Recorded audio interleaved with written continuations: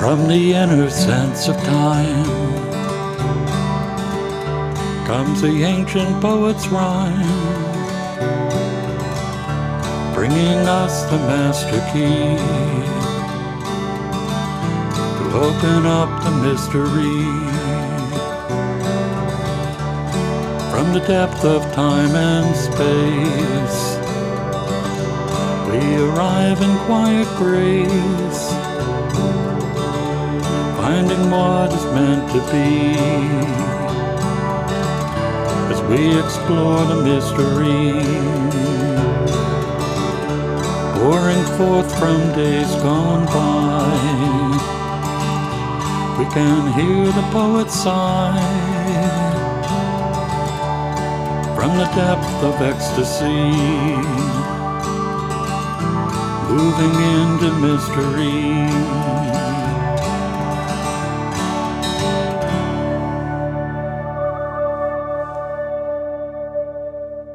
Hello and welcome to Creative Connections. I'm your host, Gary Blanchard, and today my guest is historian and author J R Greene. JR, welcome. Thank you. You have me on the show. I have been seeing and reading your books for a long time, and it is a great pleasure to meet you. What got you into exploring history the way you do? Well, I've always been a fan of reading about history when I was starting as a grade school student. And I started out actually writing poetry. I did 7 collections of poetry during my high school and early college years.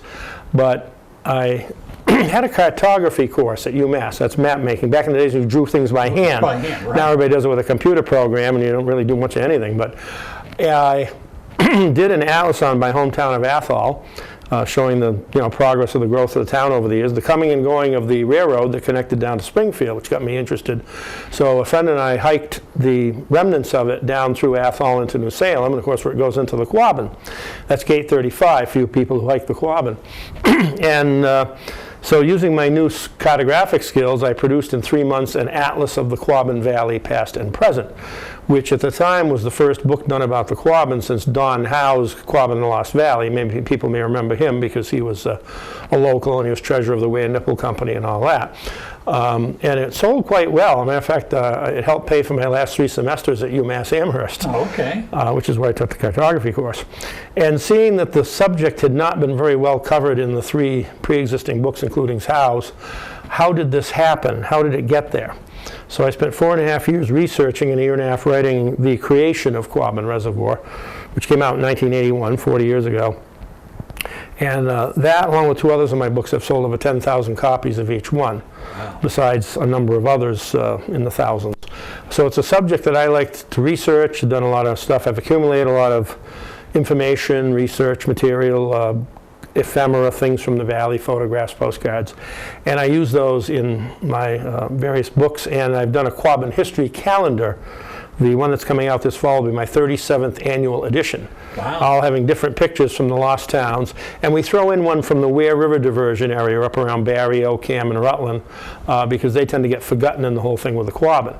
They didn't get flooded over like the Quabbin towns, but several towns did lose villages and were materially affected by that.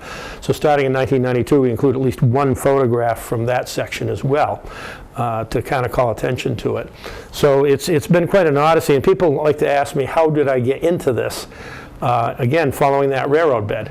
That's what kind of triggered the interest in having this new map making skill. So it may sound corny, but that's how it got started. Yeah. I'm a transplant, grew up in Baltimore, and I started coming up here to visit about 25, 30 years ago, and moved here in 2006.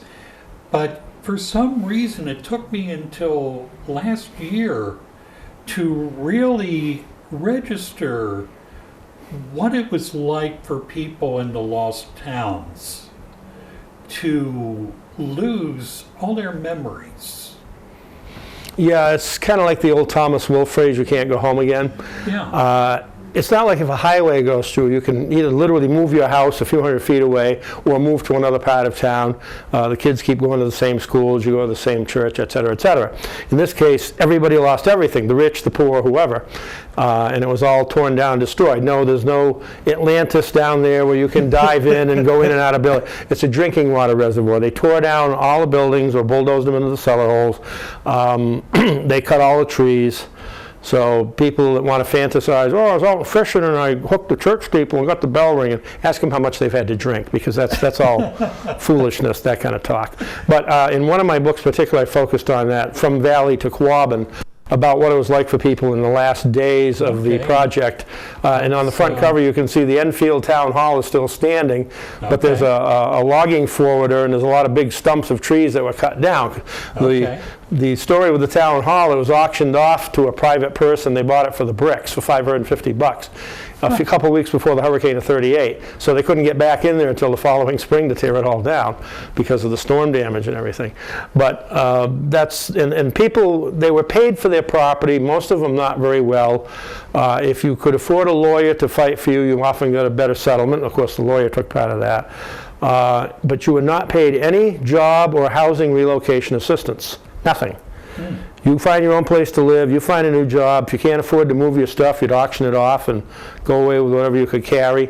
So it was a very cold, cruel process. It was very typical of Massachusetts. Boston gets everything and the rest of the state gets the crumbs. Like how all our bridges and roads were rotting out here while the Big Dig was being built. And then after that, they released the federal highway money so some of us could get it too. So, you know, it's Massachusetts. We're the victims of intrastate colonialism from metropolitan Boston. Yeah, it really just amazed me to realize the scope of what had to happen. You know, the fact that all the people who were buried in cemeteries had to be moved, yep. To a new cemetery. Most of them to Quabbin Park here on the west side of Ware. Others were moved to towns where the families moved to. There are some Quabbin graves in my hometown of Athol, for instance. Okay. Yeah. And not only the 4 towns, don't forget 7 other towns all around, including Ware, lost territory and homes and such, because obviously the reservoir wasn't going to stop at a town boundary. Right. It flooded the valley that was created by the 2 dams. Okay, yeah. So when you're researching, have you talked to people who lived there and who were part of the towns that had to leave? I interviewed a lot of people in the late 70s and the early 80s, almost all of whom are no longer with us, of course. Right. And some of that's quoted in that From Valley to Quabbin book, and I've quoted some in a few of the other books I've done too, because I think it's important to have the living witnesses. The newspaper accounts at the time, while somewhat sparse, give you some feel for it, and I quote some of those in that From Valley to Quabbin book as well. Unfortunately, the Ware River News, which is a good source of news from Enfield and Greenwich, the files were missing when I started researching in the late 70s for the 1920s and 30s, and I don't think they've ever been found. They have the ones before that and the ones after that. I don't know if somebody walked off with them or what, but the Athol weeklies, that there were 2 at the time, were very good when they covered it. The Barry paper somewhat, but if you look at the Amherst paper, well, who cares about those people on the other side of the hills from Pelham? They're just farmers. They're not academics, you know. So you don't find much there about the reservoir period. And of course the Boston Globe, all they covered was the farewell ball in Enfield, the passing of the initial legislation and the cost of it near the end. They weren't worried about these small town people. That's totally unimportant. Yeah. You know, and I think that to me is one of the saddest parts of it, because it's like the people in the Hilltowns didn't have a voice.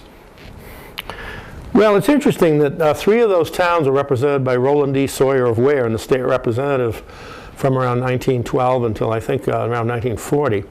And even though he was a congregational minister, he got along very well with the ethnic population here in Ware, for instance, the French and the Poles and who not. The 3 valley towns being very Republican, I don't think they ever voted for him. Of course, Ware had the overwhelming population in the district. But he did fight for them, trying to compare the proposed project to the rape of Belgium in World War I by the Germans, that sort of thing.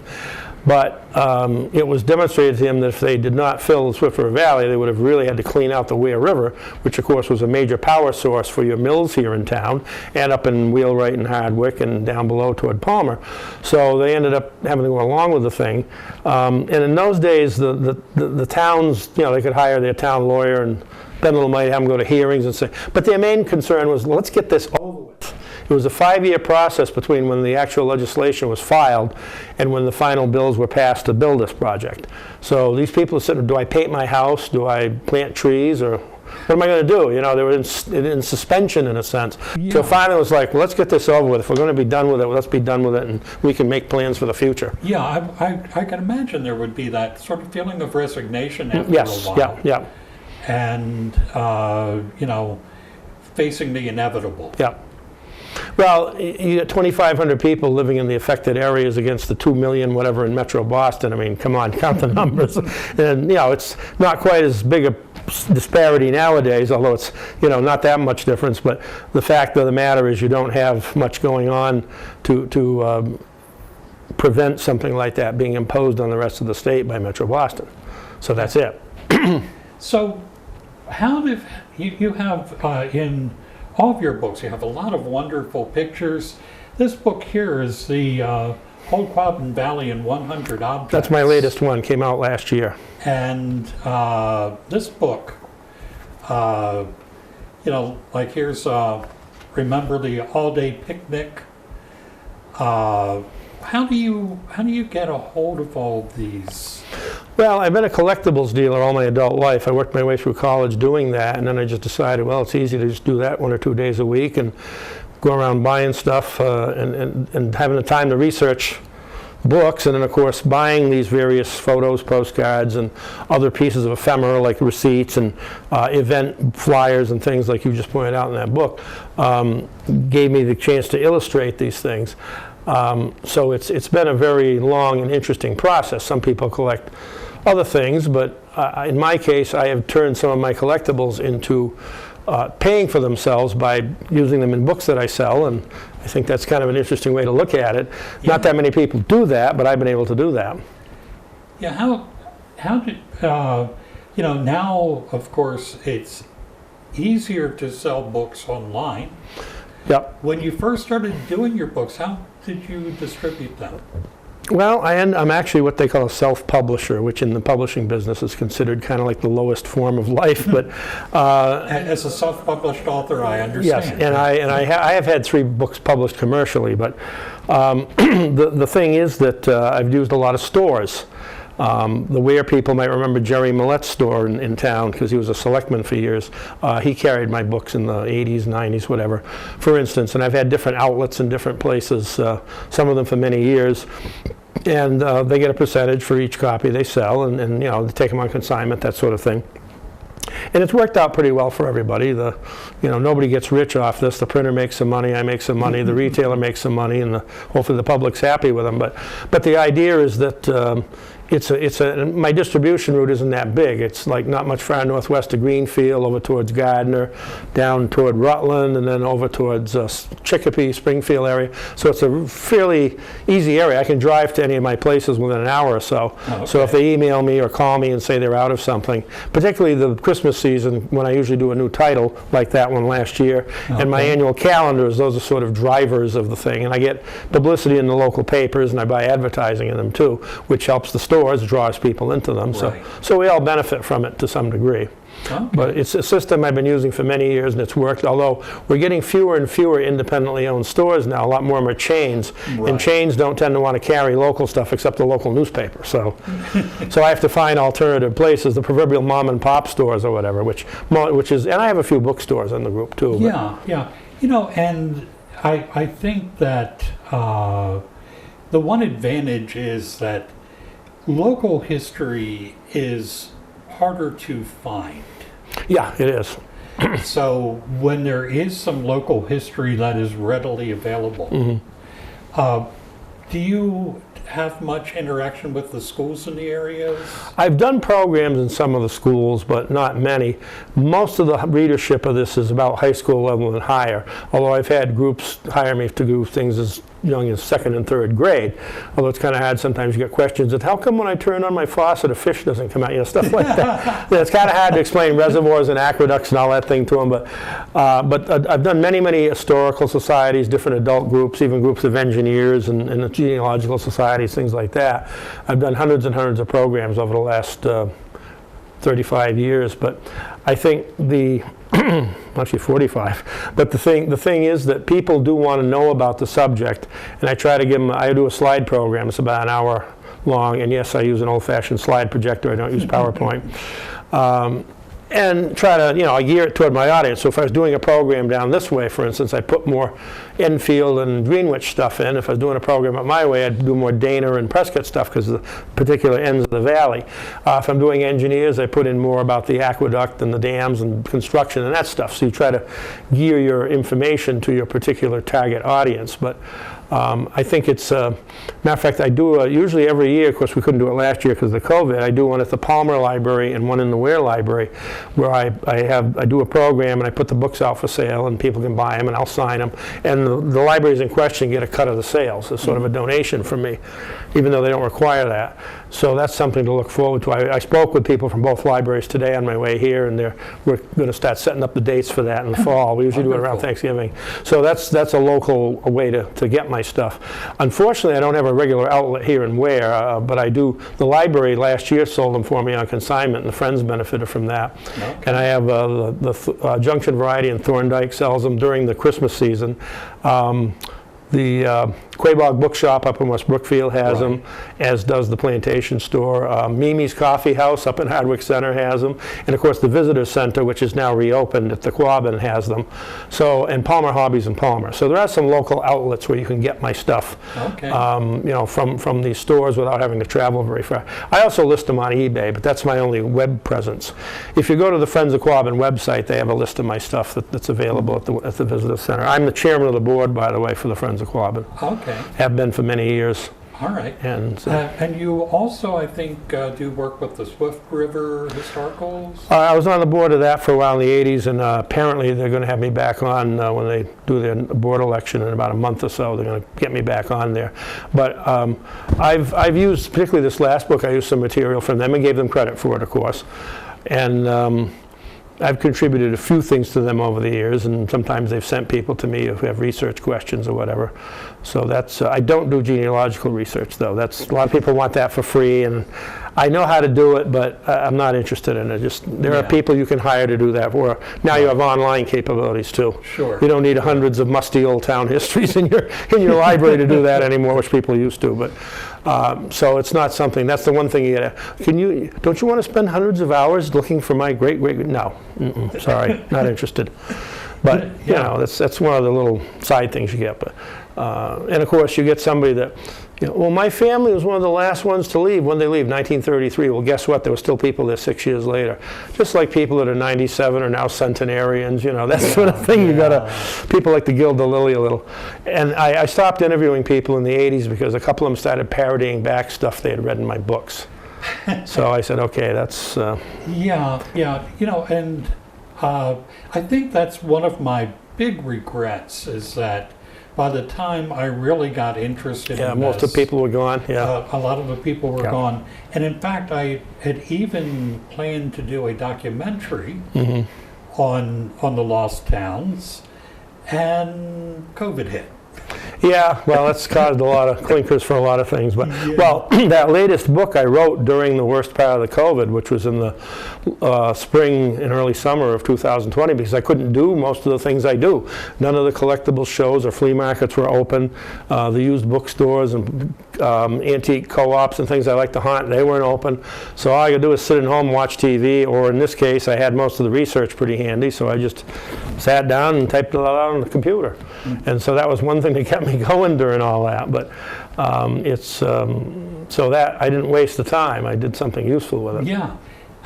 In this book, you list all the books that you've done. Yeah, inside the cover, yeah. Yeah. And there's one that interested me, a couple of on Calvin Coolidge.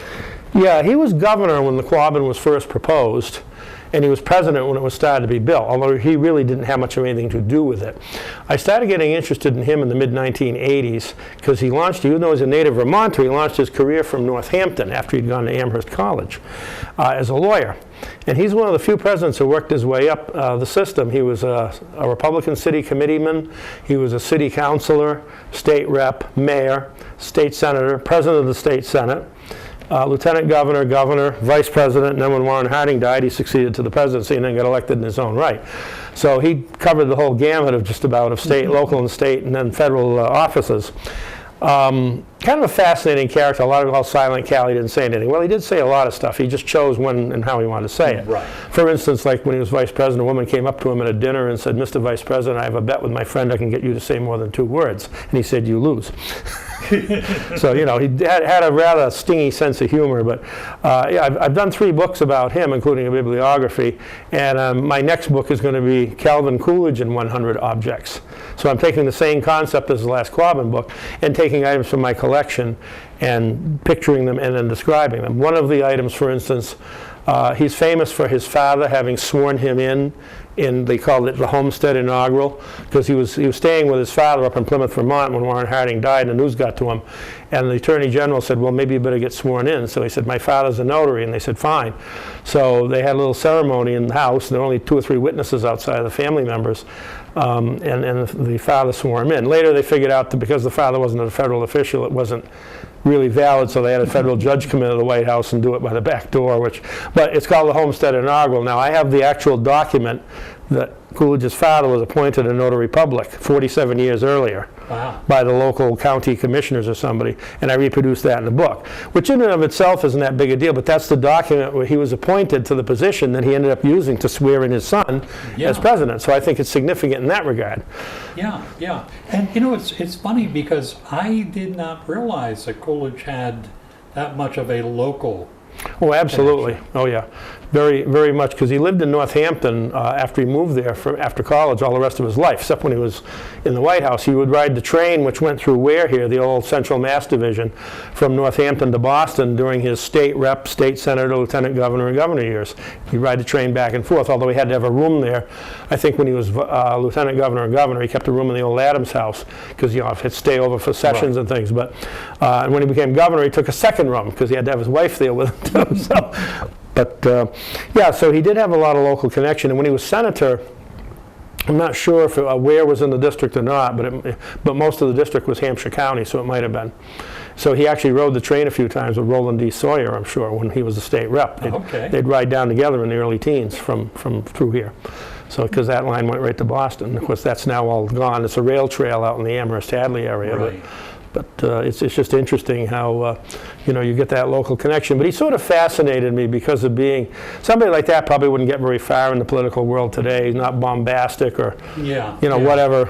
But I think, and of course a lot of people look back fondly at the 1920s, the Roaring 20s, and all the great, supposedly, stuff that was going on and everything. And of course you compare it with the Depression, which came afterwards. Right. It looked a lot better to people until at least the 1950s. But see, that's the thing, is I think one of the things with the Quabbin was they were able to purchase the real estate and do the construction more cheaply than might have been happened because of the Depression. Now, some people think it was a New Deal project, nothing to do with it. As I say in my From Valley to Quabbin book, they did use some New Deal money near the end to do some of the little sub-projects in the thing. But it was, before the crash ever happened, it was thought of that this was all passed for Boston, Metro Boston Water. And then, of course, when the Depression hit, obviously the labor costs would go down and some of the property purchasing costs, and that's what, so, you know, the original estimate ended up being about 20% more than it was, or rather less than what they thought. And the engineers, well, that's our prudent, management. No, the Depression lowered the cost. So you have to look at these things, just so when you do the research. And, the first comment you read about something isn't always the best or most accurate one. So there's an example. It occurs to me as we talk that history can be very exciting, very interesting. Talking to you, I can just feel the energy and excitement that you have. And I'm often think, I wish I had more teachers that would have had that passion for what they were teaching. Well, luckily I ran into a couple high school ones and a few college ones that were that way. Matter of fact, I did a one course was just doing a paper of the predecessor, what became my book, The Creation of Quabbin Reservoir. So I had an academic sort of dry run at that. Matter of fact, the professor was a fellow named Nissenbaum who wrote a history of Christmas in America, among other things. Okay. Interesting character. And one of the questions he asked me, I think he was a Marxist, was, well, can't you find a Marxist angle to this story? And I said, sure. The working class farmers of the Swift River Valley were exploited by the engineers and politicians in Boston for the benefit of the working class residents of Boston. And most of the engineers and the politicians were established for Republicans. Oh, okay, he accepted that. I didn't put that in the paper, but he wanted something verbal, and I gave it to him. There you go. Yeah, it's funny, how you run into that type of thing. I really want to thank you so much for bringing so much attention to the Quabbin. Well, I feel like I'm doing a service. A lot of people, well, you don't have family that came out of there. No, I don't, even though my father went down to try to get a job in the mid-30s there, and he couldn't, wrong time. But I have preserved a lot of people's quotes and memories and done a lot of research and tried to present accurate information about the story and keep the BS, shall we say, out of the picture here. But so hopefully, with all these works, it's contributed something to the general knowledge, at least out in this part of the state, that this was a human tragedy, even though it turned out to be an engineering feat, an accomplishment. Mm-hmm. And they brought the eagles back here and stuff like that. It's a wonderful piece of real estate for nature and wildlife. Right. But never forget the people who had to pull up everything and move somewhere else in order for this to happen. Exactly, and I think that your books really were one of the things that helped me to recognize that. Well, I hope you're not the only person that's had that happen. I'm sure I'm not. Mm-hmm. Thank you so much for coming out and meeting with me today. Okay. And I want to thank you all for tuning in. And I'll thank see you for having me on Creative Connections.